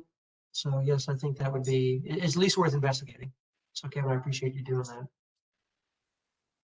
Okay. All right, happy to. Any of that folks have in mind? Okay. Oh, All right. that Montgomery is doing something with microtransit. And I'm not sure exactly what it is, but I think that this is something that we may want to take a look at if it's viable. I think particularly from Pete's point of view, what they're doing down there on Richmond Highway, you may have to have something like that. Okay. Because you have low density residential development as you get to the county, and moving people to the metro or to the BRT. Because not everybody that's going to use that bus or the metro is going to live there. And we have to have an alternative for the automobile. And that's, or at least the solo driver automobile. This may be one. Okay. And those are old neighborhoods. They're not going to change that. Well, Roger, Sure. Well, understand. But if there's something there and the connection. Sorry, Roger. You hear me? Sorry, Roger. I can now. Yeah. No, what I was going to suggest is connect up with Kevin and see if there's commonality with what he's thinking about in Montgomery County and what you're talking about. Sure. If not, that's I think, Mike, Mr. Chair, I think there might be 2 different subjects, but what I was going to suggest. Can you hear me? I can, barely, but yes. What I was going to suggest was what Roger brought up would come under, I think, one of your topics here is the last mile. Microtransit, I think. Okay. It's heavily under that. And I think that's an appropriate topic on its own. I would just point out that microtransit is alive. Yeah, you could be right there. Okay. Microtransit is alive and well in Fairfax County. The expansion of bike share with the 36 new stations and the bird scooters being deployed all over the county. I think we're pretty healthily along that road. But I also think that's part of active transportation and kind of leans into that. I'm not a big fan of looking for topics because we feel like there isn't enough on our agenda, because when we go until 11 o'clock for a meeting, there's enough on our agenda. I would like to learn more things. I love when the commissioners are sending something to Calvin, who then sends it out to the rest of us to learn from it, because then we come back to talk about the agenda items that are very specific to our county and to, I think, the charge that we have been blessed with, that we come back more informed and able to have better conversations and formulate better recommendations for the Board of Supervisors. And we actually ask better questions of the Department of Transportation. But I just kind of want to, I think I agree with Kevin's point, and I'm kind of channeling Jeremy here too with I'm not a big advocate for continuing to have speakers. I would like to see this body be feeling wise enough and empowered enough to make recommendations that are going to affect transportation within our county in a beneficial way for everybody.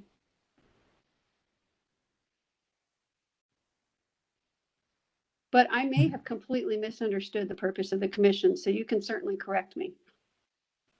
No, I don't think you have, and I think that's well spoken.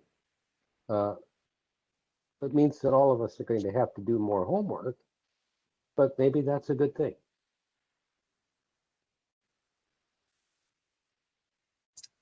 As long as nobody's grading me on my homework, I'm good. Everybody gets an A. Yes. We're auditing the class. That's right. That's right. Everybody at least That's right. gets passed. Or as long as we don't have to write a book report on what we read. No, but Kelly, I appreciate that, and I agree. I think that we do, yes, want to have informed conversations and provide good, well-informed, thoughtful advice. And we're working towards being informed enough to feel comfortable doing that. I think speakers, articles, things like that to get us started. I like the exchange and the dialogue with speakers. I enjoy having FCDOT with us when we're discussing topics, because they can provide some perspectives that we might not otherwise have at the time we need them to sort of put that story together about how things fit. But no, I agree. Agree. I don't want to have a speaker just to have a speaker. So, as we decide on topics, they should be topics that, sort of help advance the work plan, our priorities. So again, as I work through the work plan structure there and through some notes, there'll be some ideas of things to focus on that I think do feed into that. But also I want to be open to commissioners that if there's something that has been burning a hole in your pocket, so to speak, we can consider talking about it. And look for a home for it, look for how it fits together. So we can act on it to channel Jeremy. Okay. We'll look for at least one more topic for the September meeting.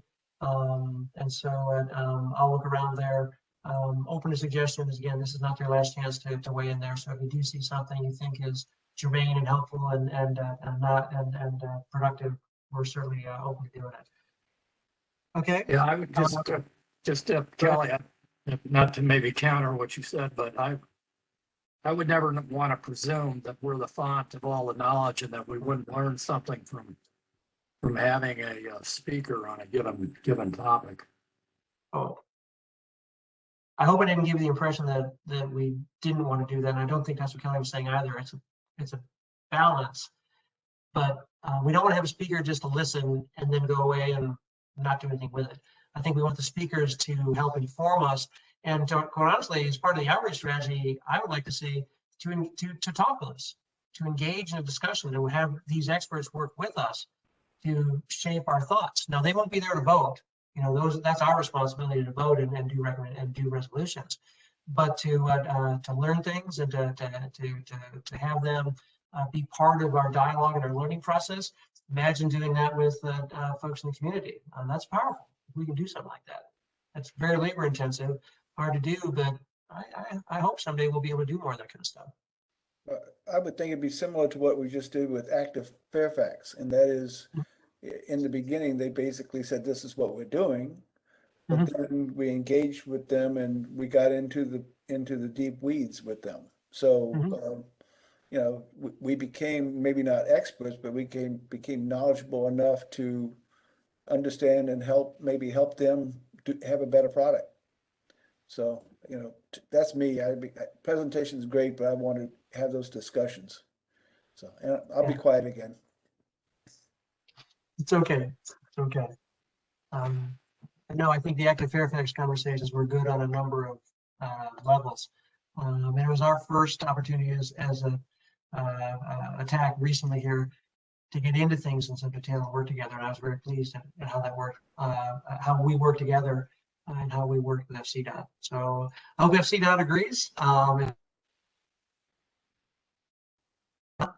you know, I think it really helps show a collaborative relationship, and that's what we're aspiring to here. Okay. Yeah, and I want to emphasize I'm not an expert on anything. So, but I do like to do a lot of learning about things that interest me. Transportation does interest me, especially last mile transportation and you know, getting people out of single occupant vehicles. But I am more of a do person, and so I'm always looking for, if I've heard this presentation and I've engaged in this conversation, what's my next step, whether as a person, individual, or as a commission or a committee that I serve. So I'm feeling kind of, obviously with COVID that created issues too, but I'm feeling that last part of it, you know, crossing the finish line is finishing the race. So I would like to see kind of more of an emphasis on that. I also, I find the format of having several speakers, whether it's on Zoom or when we were in person last month for that one time, I find that sometimes very difficult to engage with the speaker and get down into the weeds. And so if I have some information ahead of time about a particular subject, especially a subject I don't know anything about, then that's very helpful to me to then come to a meeting prepared to ask thoughtful questions or maybe get to some nut and bolt that I didn't really quite understand. Sometimes I feel like I'm drinking from a fire hose with some of these things, and there's just not enough time to engage intelligently and then formulate some kind of action if we should be doing something as a body. So that was just my point. I really, you know, I don't profess to be an expert on anything. It sounds to me like what you're asking, and what is perfectly reasonable, is to the extent any briefing materials can be made available to the TAC ahead of the presentation, you would like to have that. That would be helpful. Yeah. Yes, yes, which also requires things like getting the agendas on sooner, which falls on me. But that's fine, and that's appropriate. You know, and I think part of the idea here is, a big part of the idea I know from my side, is to try and get further away where we're not talking about the September agenda because we figured that out last month. We're talking about the October agenda, where now we're you know, more lead time away, so that we can you know, set the agenda more sooner, get the folks in line a little more ahead, and yes, have some brief materials that are sent out. So points well taken. Points well taken. Okay. All right. With that, the chair's report. Couple things to report. remote meetings. Obviously, we talked about it a little bit earlier here. We're doing it tonight because of sort of the resurgence of COVID. Not sure what's going to happen next month. I do know from the other thing I'm going to talk about in just a minute, the Confederate Names Task Force, which I'm a member of on behalf of the TAC. They are meeting remotely in September. And so one of the reasons that we are meeting remotely is because the Confederate Names Task Force is meeting remotely. And they were, and not just that everybody keys off them, but they were a task force, a county task force that was meeting and was not being able to meet because of COVID. And so, Noel, thanks for reaching out and asking about whether the TAC would like to do likewise. And my response was quickly, yes, please. And so I think there's a chance, a good chance, I guess, I don't know, we'll see, that we'll probably do a remote meeting in September if that's what's still going on. Obviously, we'll see what happens with COVID as we go forward. But the bigger reason, I think I wanted to mention is, and Noel and I had this conversation as well, the TAC's interest in remote meetings and being able to maintain them, not to the exclusion of all else, but as part of a broader strategy, recognizing that right now, the General Assembly has only given a limited ability to have remote meetings. We passed our remote meeting policy last month. And so that's kind of where they're at right now. But there are some discussions, and Alexis, thanks for mentioning that. With the General Assembly, look at this. Not surprisingly, also not surprisingly, Noel had heard about it, is watching it there. She knows that the TAC is interested, and so my thought has been to sort of do what we're told, at least in the near term, but look for opportunities and to help move forward with a more relaxed, I'll use that word, remote meeting policy. And I think we can set a tone here for transportation, keeping cars off the road, telework, remote meetings, all that kind of stuff. So I think that we can perhaps set an example as well. It's still kind of notional and amorphous, and I think the General Assembly is going to do what they're going to do right now, which might be nothing of this, I don't know. And I'm not suggesting at this point that the TAC present something to the Board of Supervisors to express urgency, although if commissioners want to do that, we can do that at any time. But I wanted commissioners to know that it's on the radar. I'm aware of it. It's on my radar screen. We are watching it, and it is something we do want to move forward on. Now, as I should also say, the TAC would, as I pledged when I first started doing this, I will never take a position without the TAC having taken a position. So rest assured, I will not speak for the TAC about we want remote meetings, we don't want remote meetings, we want this or that, until we come to the TAC and say, this is what I might be proposing.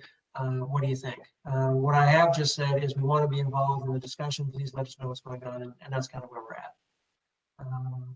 May I ask a question on this? Yes, you may. After all of our discussion last time, I was still a little bit confused. I know that I'm going to be gone in September. I can attend the meeting remotely, but my understanding is I would have to do it as a member of the public, not as a commissioner, and I wouldn't count for a quorum. But for my own information, because I'll just be with family, I can, take that time to listen in and stay informed. So I'm just trying to figure, does that create issues under FOIA or whatever the rules are? Maybe Noel can speak to that. Yeah, I don't think that's the situation with Noel. Yes, please. Mr. Chairman, so with the policy in place that you all passed last month, there are two separate types of meetings. So right now the state's emergency declaration had ended, but the county has one in place, which is why you can meet like this tonight. If you all can still meet remotely as allowed, provided for in state law, electronically next month, and you choose to do so, then the member can call in and participate, whether she's in her living room like she is tonight or somewhere else. If because the situation improves and we no longer fall under the requirements of the full remote participation meeting, and you all have a meeting in place, like in FCDOT like you have before, you are allowed to participate electronically. What would happen would be that you let the chairman know ahead of time, which I think we've established. We set up the technology to do so. So they would take a roll within the room. If there is a quorum within the room at that point, then the person is allowed to essentially call in. You certify that they can hear you and you can hear them. And then from that point on, that person, if they meet the criteria for remote participation, can ask questions, can take votes. So don't be part of the quorum for the beginning process, but you are allowed to participate fully once those initial votes have taken place.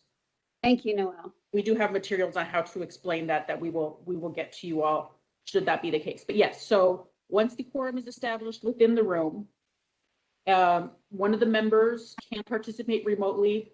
And once we can certify that you can be heard and that you can participate, you're allowed to speak, you're allowed to vote. Excellent. Thank you very much. Well, this is Tom. If you could just clarify, there are some restrictions on that though. So there are some health and safety restrictions, but there are also, just the fact that you happen to be out of town, but there's some limits. So if you could just clarify that. So if you if you cannot attend for, and I'm sorry, I don't have it in front of me, but essentially the well-being of yourself or a family member, those are unlimited due to illness or injury or well-being. Those are unlimited. However, per the policy you all passed last month and per the state law, each member of a board, authority, and commission is allowed, for personal reasons, those are either, 2 times a year or 25% of the year's meetings, whichever is greater. And that's also in your policy. So you couldn't, if for personal reasons, you'd be limited to the 2/25%. The health reasons, there's not a limit on those. Yes, it says remote participation due to a personal matter is limited each calendar year to 2 meetings or 25% of the meetings held per calendar year, rounded up to the next whole number, whichever is greater. Yes. Yes. And, one thing I wonder about is when we, in those meetings, when somebody is not participating in person, Tom, I think those meetings would not be recorded, correct? Because they're considered in-person meetings, just we have some commissioners that are dialing in. That's correct. Okay. For what it's worth, Kelly, I bet you $1 that we'll be meeting remotely next month. As I track the statistics for Virginia. Unfortunately, I don't see this Delta thing disappearing that quickly. Yeah. And with the Confederate Lands Task Force having already announced that they're planning to meet remotely in September, I think the dynamics are probably going to be the same. So The Disability Commission has already announced that September will be remotely as well. Yeah. So I'm not prepared to announce here because I'm not sure what we can do or what we're going to be told to do. But yes, if we're able to do it remotely, don't be surprised. But if we have to come in, don't be too upset, please. Thanks. I just don't want to lose the continuity of starting. Oh, absolutely. Well, and since Kelly mentioned it as a reminder, I will be missing September and I will not be dialing in remote. She's going someplace much more exciting than I am. That's why. Just a quick note there, Roger, you'll have the chair to get the meeting started if we meet, remote instead of. Okay. I've got to brush up on the have script. to gavel around, I guess. Yeah. Myself and Mike. Yes, we'll have to do that script thing. I am planning to be around for the September meeting.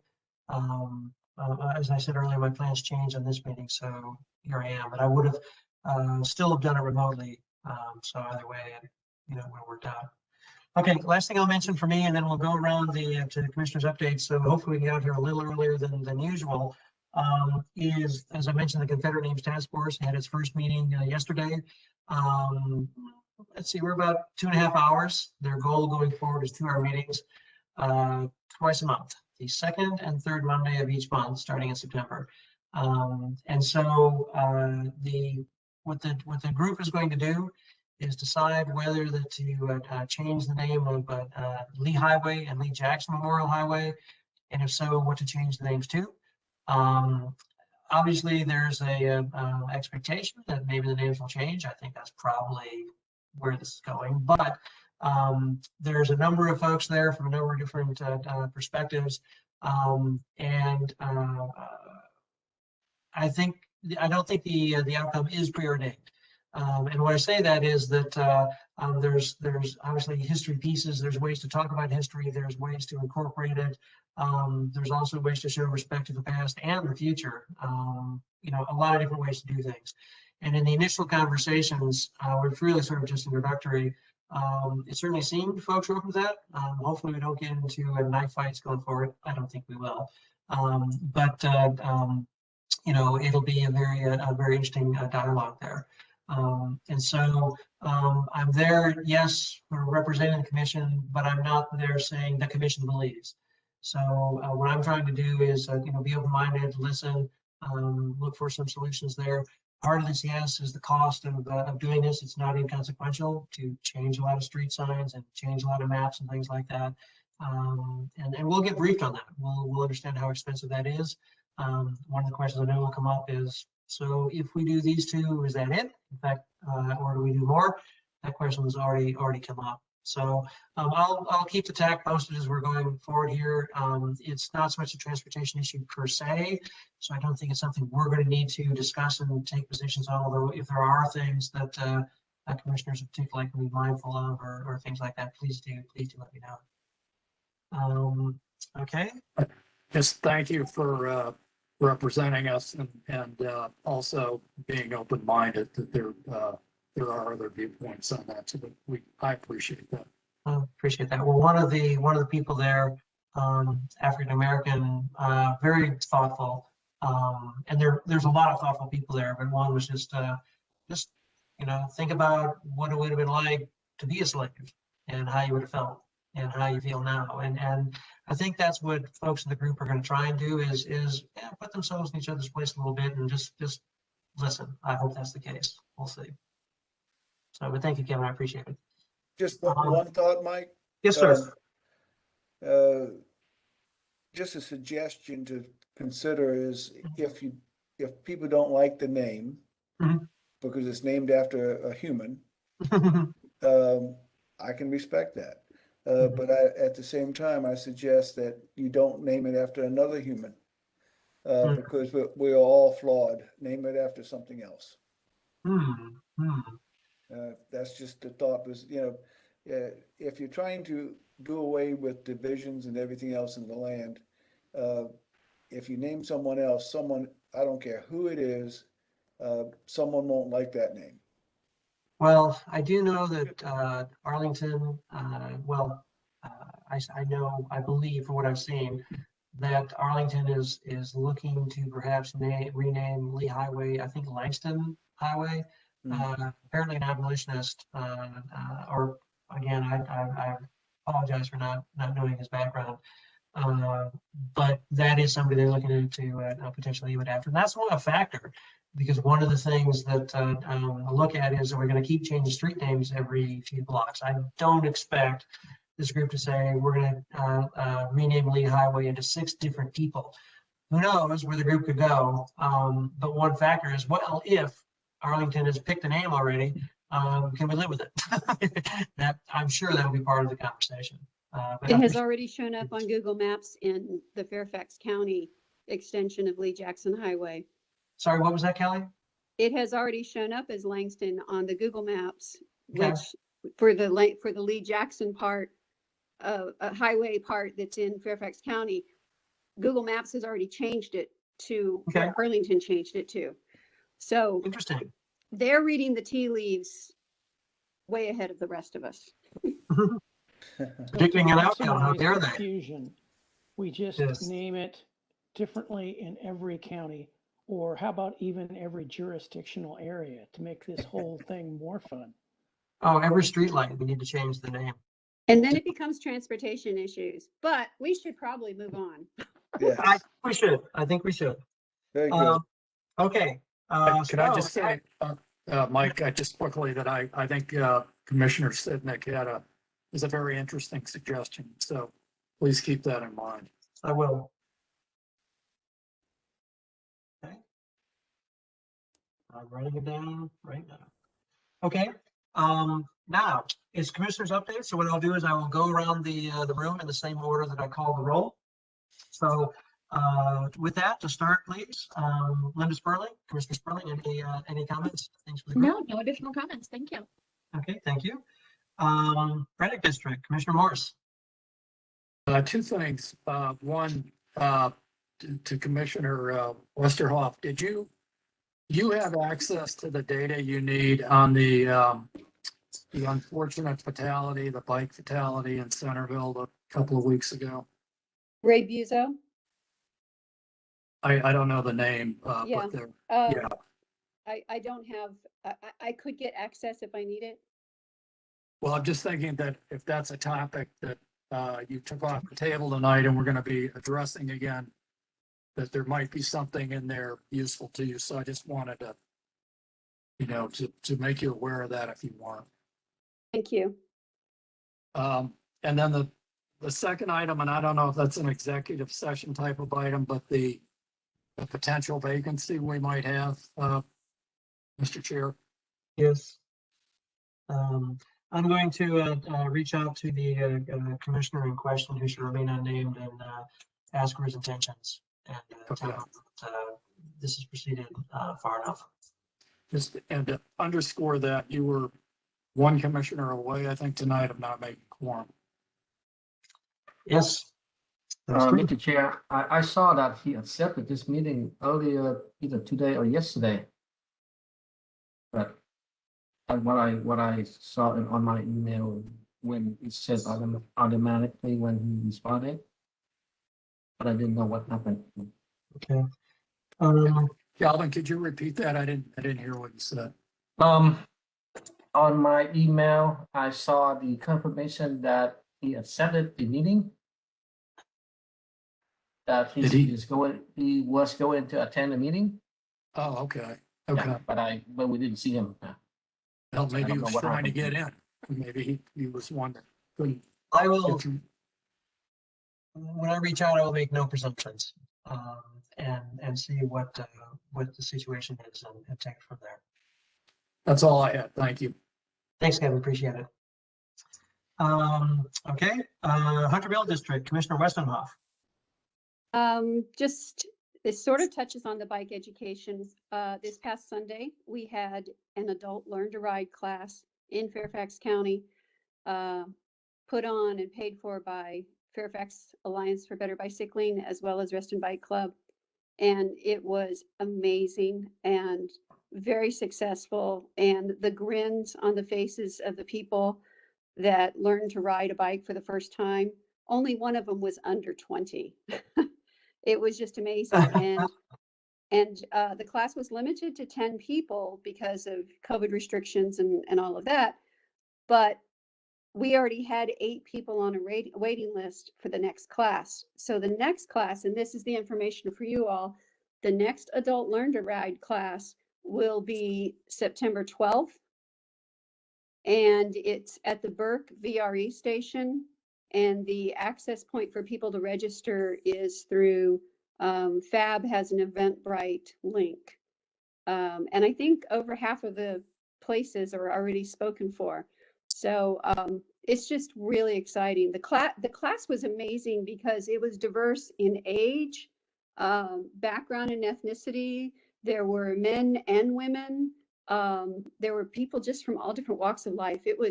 Alexis was there also, and it was just a lot of fun. So so that's all my news. But if you hear somebody saying, "Gee, I wish I knew how to ride a bike," we have the solution. Fantastic. Well, When you're thank- done with that, we're gonna put you on adult swimming and get all the people that don't know how to swim. Okay, there are a number of things I'm not competent at. That is definitely one of them. okay, we're not going to put you in charge of the swimming committee then. How about on, Thank you, Kelly. how about teaching people about vaccine facts? Good luck No, with I can only teach biking. That's my limit. that. Yes. Okay, moving on. Mason District, Commissioner Hoskin, any last comments for the good of the order? Yes, Kelly, I was interested in your cycling class. Couldn't talk my wife into it. She's recovering from a broken wrist, but she's finally got that cast off. So if you're going to have say another one in October, we probably would like to put dibs in on that. I will Oh, let there's a- you know as soon as we figure out Okay, what fine. we're going to reschedule. The challenge Okay. at some point is being able to pay for these because right now FAB and RBC are paying for it, but Fab, what organization is that? Fairfax Alliance for Better Bicycling. Oh, okay. I can probably Google all that and get the information. Yeah. I need. And then I got a little riddle, but this is a street change business. Lee Highway runs north-south. Leesburg Pike runs east-west. Where do they meet? They have to meet. Where's the intersection of Leesburg Pike and Lee Highway? It doesn't exist. It's Washington and Broad in Falls Church City. And the Yeah. street changes its name from Lee Highway to Broad Street or Washington Boulevard and then back to Lee Highway. And Leesburg Pike becomes Broad Street and then changes back to Leesburg Pike. Eric's comment about changing streets every 2 or 3 miles. Falls Church City is already doing it. Well, there we go. There's a lot of roads like that. 123 is one of them. Yeah. Particularly here, Falls Church City is a Class 2 independent city, so they name their own streets whatever they want to. And I don't think they're going to change that. Probably not. Langston or anything else. It's going to be Washington and Broad till hell freezes over. Good night. All right. With that, thank you, Roger. Mount Vernon District, Commissioner Sidney. Only want to say thanks to the TAC and to, frankly, Tom Bouchardney and all for last month's long talk and the resolution that came out of it and the action that came out of it. For those that may not know, that basically the BRT was approved and Tom can tell us more detail, but basically the BRT portion was approved to go forward and the widening part and the extra turn lanes and all was sent back for a little bit more study. So I thought it was a really great way to handle it and just wanted to thank the TAC for taking action and Tom for and the whole crew for listening. So thank you. Congratulations to you. Hopefully for Mount Vernon and Lee District. Well, appreciate you bringing the issue to our attention and we welcome the chance to work with you on it. So thanks, Pete. Really appreciate that. And glad it's working out. Seems Okay. to, fingers So far, crossed. so good. So far, so good. Yes. Okay. Lee District, Commissioner Glenn. She is out because of a thunderstorm in her area. And she could not connect it back in. So, and her phone was low on battery, so she decided to call it a night. Okay, that might expect our connectivity issues. I know there's a thunderstorm coming here between 8 and 10, so maybe that's our issue. So thanks. Let's see. Springfield District, Commissioner Thiel. Yeah, I did want to follow up on the road naming issue because I bet you that if you went and looked, you could probably find evidence that that's a public safety issue where I'll bet you 10 to 1 that at some point, especially prior to Google Nav and stuff, EMS personnel have been confused by those street names as well. Plus your regular driver, if they're not familiar with it, they're cruising along, they think they're in the right road, the road name changes. And so now what are they paying attention to? Navigation not vehicle control. And, you know, we do that enough around here. They do it a lot less on the West Coast, but I wasn't used to it many years ago. And when Pacific Coast Highway suddenly became Sepulveda Boulevard for a while in Los Angeles, it took me a while to figure it out, and I almost hit someone because I was trying to look at the map. My point is that I think that if we're going to start, you know, really looking at these naming issues, perhaps it's an opportunity to take a look at how all these roads interface with each other and what the naming convention is or whatever, because it is confusing, and especially around here as compared to places that named their roads later with a grid structure. Okay, I suspect we'll get some presentations along those lines. Because again, cost and difficulty of implementation is part of it. I certainly will raise the safety issue. That is something that's appropriate for a transportation person to raise, is the safety issues of changing too many, changing the name too often. So I appreciate that, Eric. That's a good suggestion. I think it is. I think it's very valid. Yeah. If nothing else, changing the name like they are doing, or we've already done, frankly, throughout the just 123. I mean, when you change the name back and forth throughout the distance of it, it's confusing for everybody, but it's just like, what road am I on? So, you know. Yeah, exactly. Exactly. But good point, Eric. Thank you. Yes.